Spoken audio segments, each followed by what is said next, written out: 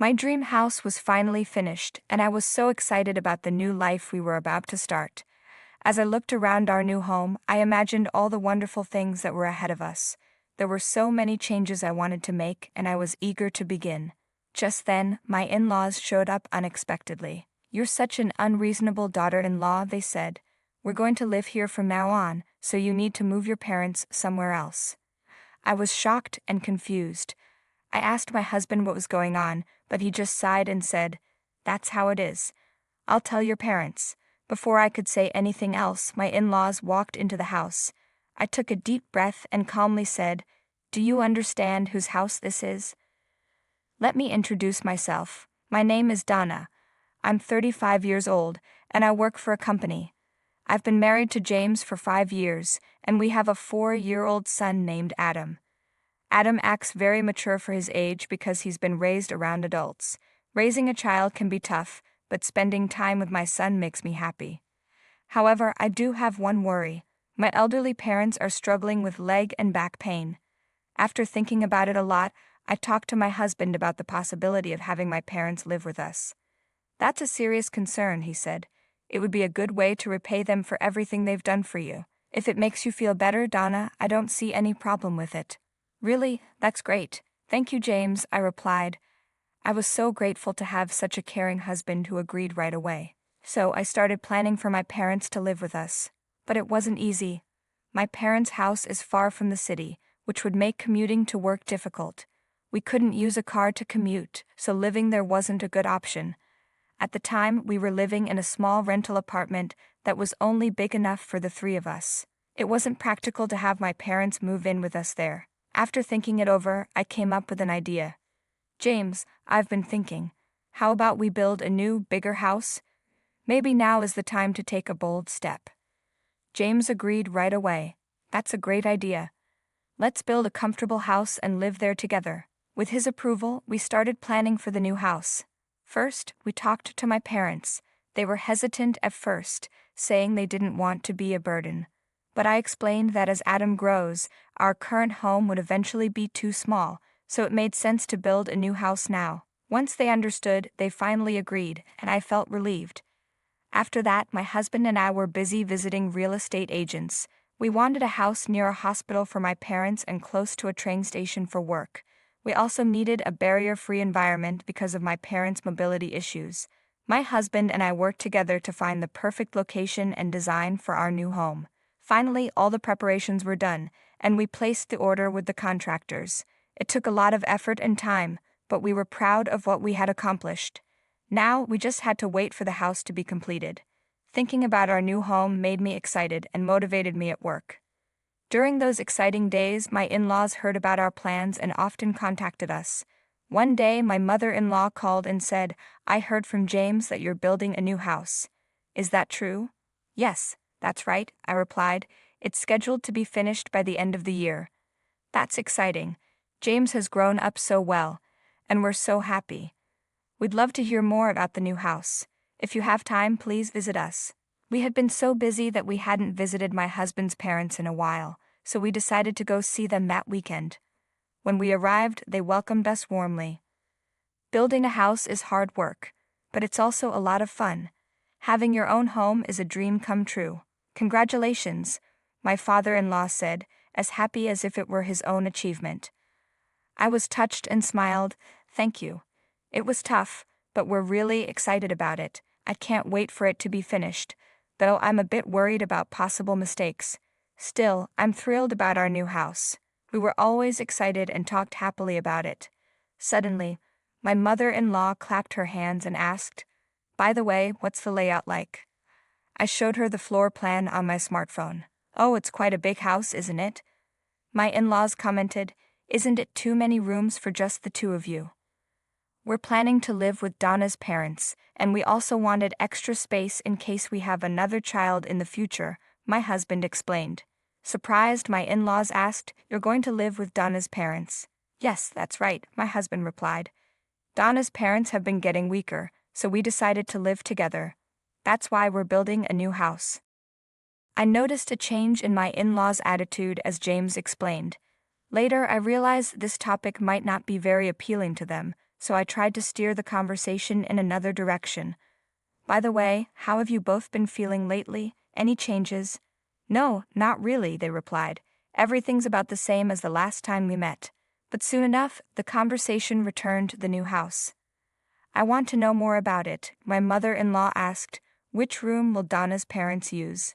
We're thinking about this area here, James answered, unaware of the tension. However, when we talked about living with my parents, my in-laws seemed unhappy. It felt like they weren't pleased with us prioritizing my parents. Although I felt a bit unsure, I knew that the main reason for building the house was to care for my parents. I hoped my in-laws would understand that eventually, but it was clear they weren't too happy. As time passed, the house slowly neared completion. Every time I visited the construction site, I eagerly looked forward to the day it would be done, while also paying close attention to the details. My parents visited the site several times too, and I could see how happy they were. It made me realize how rewarding it was to do something for my family. However, there was one thing that bothered me. Recently, James had been spending a lot of time with his parents, visiting them every weekend. James, are you going to your parents' house this weekend too? I asked. Yes, I am, he replied. You've been visiting more often recently, I noted. I'm trying to be a good son like you, Donna. Now that our new house preparations have settled down, I should visit them during the holidays. That's nice, you're very kind, James. Maybe I should come along with you, I offered. I was concerned that my in-laws might feel neglected, and I worried about their health. I thought I could help, instead of leaving everything to my husband, but he shook his head. I'm enough by myself, he said, and went to his parents' house alone. I told him that if he needed any help, I would join him, and I believed he would call me someday. Finally, our new house was completed, and moving day arrived. We packed our things into the car and headed to our new home. The new house was even more beautiful and grand than I had imagined. I was so moved that I gasped. The new house of my dreams was finally completed, and I was thrilled about the new life we were about to start. As I looked over our new home, I imagined our future. I was excited about all the new things I wanted to do. I pictured my family having barbecues in the spacious garden, with my son and husband playing there.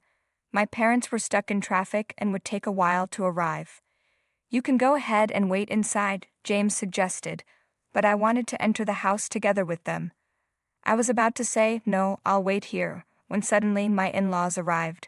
I was surprised. Why were they visiting? They got out of the car with big smiles. This house is really magnificent, they said. It's something to be proud of. That's right. We planned it together with Donna, my husband replied cheerfully. Donna has great taste, they added, and I thanked them. Then they started unloading heavy bags from their car. Surprised, I asked, "What are these bags for? What are you doing?" My in-laws gave a shocking reply. "Of course, we're bringing these bags into the new house." What? I was stunned. My mother-in-law sighed and said, "What an unreasonable daughter-in-law. We're going to live here from now on, so move your parents somewhere else." I was in shock. "What are you saying?" I asked, but my mother-in-law just shook her head and crossed her arms. "A daughter-in-law should respect her husband's family. It's only natural for us to live in this new house. Now hurry up and contact your parents. We need to put our luggage down," she demanded. Struggling to understand, I looked at my husband for help, but he just sighed and said, "That's the reality. I'll tell your parents." "Wait a minute. What are you talking about? We built this house to live with my parents. Please don't be so selfish," I protested. My husband sighed again. "You still don't understand. You should just serve me. Your parents will manage somewhere else." I clenched my fists in anger. My husband had clearly been influenced by his parents. Maybe his true nature was only now becoming apparent. "Stop standing there and help with the bags," his parents ordered, confidently entering the house, even though I, the owner, hadn't stepped inside yet. Their behavior infuriated me. "This place is wonderful. The decorations are beautiful and luxurious," my in-laws said as they inspected every corner of the house with joy. My anger reached its peak. I coldly asked, "Do you understand whose house this is?" In a good mood, my in-laws turned to face me. "Whose house? It's James's house, of course. You think it's shared property between husband and wife? How audacious of you to claim this house for yourself when you're being taken care of by James." Both my father-in-law and mother-in-law criticized me harshly, not giving me a chance to speak. It became clear that they didn't know about our financial situation. It seemed James hadn't explained anything to them. It's unnatural for a house built by James to be shared with his wife. Such a presumptuous daughter-in-law is rare. I pity James for having a wife and in-laws like this. They continued to criticize me based on their misunderstanding. Finally, I reached my limit. I stared at my husband and his parents. I understand your point, but if you all really intend to live here, then James will need to reimburse me for my investment in this house. At that, my in-laws tilted their heads in confusion. How much money did you actually contribute? The amount you're talking about must be trivial. Why make such a big deal out of it? They said, laughing. I glanced at my husband, who remained silent, his mouth firmly shut. Filled with anger, I blurted out, "Why are you silent? It's unbelievable that you would hide something so important." Pressed, my husband fidgeted and avoided my gaze. At that moment, my mother-in-law demanded, "What are you trying to say?" My husband looked pale with fear, and I realized I couldn't expect an explanation from him. I decided to clarify myself. In fact, the funds for purchasing this house were all paid from my savings. Therefore, this house is technically mine. As I revealed this, I saw my husband's pale face. It was as if he had held his breath. I continued, "If you want to live here, you need to repay the $330,000 used to build this house immediately." My declaration shocked my in-laws, leaving them speechless. They turned to my husband, pressing him in a panic.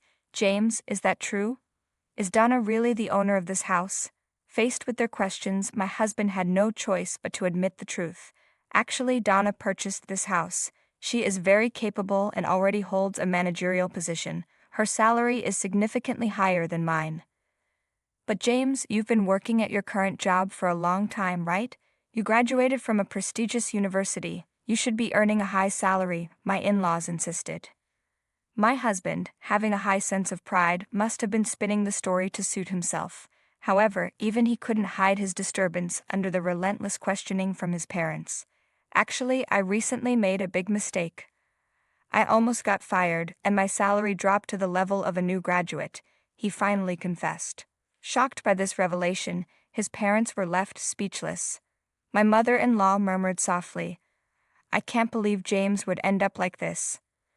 My in-laws quickly ran over to me, their previous rude behavior seeming like a lie, and apologized profusely. "Donna, we are truly sorry for what we said earlier," they pleaded. "Please forgive us. Could you possibly allow us to stay here?" "What?" I looked at them sternly as they both pleaded at once. Seeing this, my husband also became desperate and pleaded, "Please, it was wrong of me not to explain. Can you forgive us and allow us to live here?" Responding with a calm voice, I said, "No matter what you say now, I cannot forgive you. This house was purchased to live with my parents. If that cannot be fulfilled, there was no point in buying it. If you insist on staying here, you must immediately pay $330,000. "How can we possibly come up with such a huge sum?" my in-laws responded. "Then you must leave," I stated firmly. When I refused, my in-laws began to cry and clung to me. "Please don't say such things. We've sold our home and have nowhere else to go. Donna, please forgive us. Please allow us to live here with your parents too." Unbelievable, I thought. A household where a couple lives with both sets of parents is unheard of. No matter the reason, it's impossible. If you sold your house, you should use the proceeds to find another place to live. As I declared this, they began to cry simultaneously. My father-in-law pleaded with a trembling voice, "To tell the truth, I've recently made huge debts through investments and gambling. We've used up the proceeds from the sold house and the retirement money, and now we have absolutely nothing left. We're retired, can't find work, and my wife has never worked outside the home. You're all we have left, Donna." Their expectations were clear, but this situation stemmed entirely from my father-in-law's actions and had nothing to do with me. "You should rely on your proud son. I have no obligation to support you financially, so unfortunately, I cannot help. However, we are legally a family, remember that. Regrettably, it is impossible to continue living with disrespectful parents and a husband who neither prevents illegal occupation of my property nor stops demanding it. Therefore, I have decided to divorce James." At my firm declaration, my husband weakly pleaded, "Wait a minute. Divorce isn't something you can just decide like that. Please don't say such things, Donna. I'm sorry, but I've reached my limit. Please leave this house immediately. Faced with the possibility of divorce, my husband was clearly shaken and, along with his parents, repeatedly pleaded, but my decision was firm. I cannot tolerate them staying in our house without permission for an extended period. If you continue to stay, I will call the police. My firm declaration made my in-laws choose to leave the house hastily. Nevertheless, my husband argued, legally, I am still your husband and have a right to reside here, but I could not accept his claim. If you continue to stay here, I am prepared to take legal action and have you removed. Are you really okay with that? During this conversation, our son, who had been napping, woke up and entered the room. Then he unexpectedly said, "If it goes to court, Dad will be in a really tough situation." Hearing our son's innocent remark, my husband must have felt even more anxiety and desperation. Already at risk of being fired due to mistakes at work, the potential of getting involved in a legal battle greatly increased his chances of dismissal. Quickly grasping this harsh reality, my husband, with a pained expression, hurriedly gathered his belongings and quietly left the house. Just after that, my parents arrived for a visit. Noticing that my husband was nowhere to be seen, they were initially shocked. As I explained everything that had happened, they gradually showed warm smiles and expressed their gratitude. "You've stood up so strongly for yourself. Thank you. We're proud of you. You are a wonderful daughter," they said. Hearing their words, I felt a release from the anxiety I had been carrying for a long time and finally regained peace of mind. I had hoped that my husband would understand and accept the situation, but that was a wish unfulfilled. Perhaps escaping from a family that belittled me before things escalated further was actually a stroke of good fortune. The in-laws who had insulted me called repeatedly a week after I drove them out, but I decided not to respond to any of their attempts. According to some information, after losing their home, my in-laws are barely surviving in a poor-quality apartment. Eventually, my relationship with my husband officially ended, and the divorce was finalized. Due to his workplace failures, he was transferred to a different region and is now living a challenging new life. Meanwhile, every time I see my parents enjoying the sunshine in the spacious garden of our new home, I feel truly happy. Although things didn't turn out as planned, we are leading a peaceful and joyful life in this beautiful house. As a single mother starting a new life, I am convinced that raising my child in this stress-free environment is far better than the co-parenting I previously endured with my ex-husband. I am committed to doing everything I can until the day my son grows into a fine adult.